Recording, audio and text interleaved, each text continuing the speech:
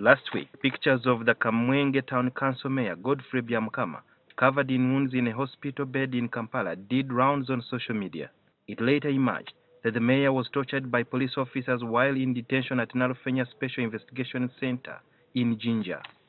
The mayor is accused of having a hand in the killing of former police spokesperson Andrew Felix Kawesi alongside his bodyguard and driver. There has been a public outcry over the torture allegations that prompted the president to issue a statement directing security agencies to stop torturing suspects.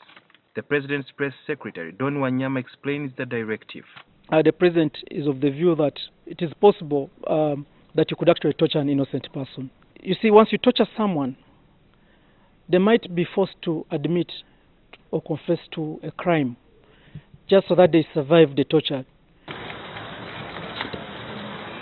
The president urged security agencies to use scientific methods of investigation to crack down on crime. He points out that if you have a thorough investigative machinery, that if you're able to gather evidence, if you're able to do all your work at the back end well, then you don't even need a confession to be able to get a conviction. Is this the first time that the president is learning that there is continuous torture of suspects by different security agencies, or it's another lip service to calm down the tempers? I think it is important for us to note that until perhaps these recent incidents that we have seen, a lot of the human rights reports actually had given a clean bill of health.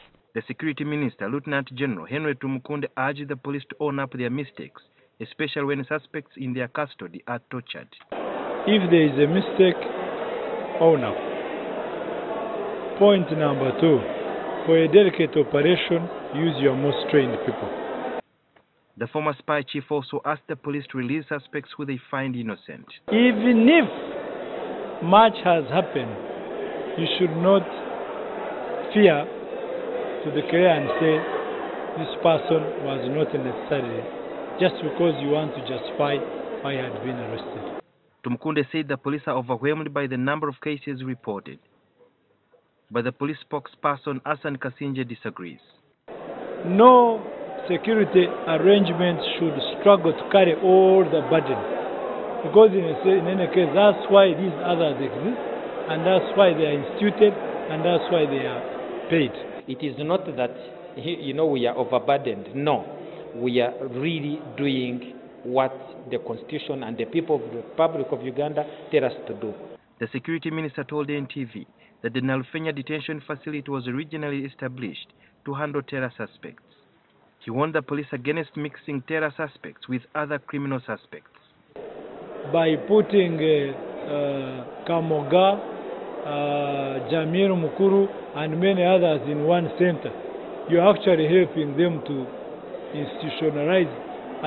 re-institutionalize and reorganize a command center inside what you call your own facility. We asked the police spokesperson about their future plan to curb such incidents that continue to taint their image. Probably at some other forums, we also need now to look at how do we address these other issues, maybe anger management. President Museveni has directed security agencies not to torture suspects because more often than not, some of the suspects are innocent. As to whether they're innocent or not, it's a matter that can be determined by court, not police or any security operatives. Sylvia Ruhanga, NTV.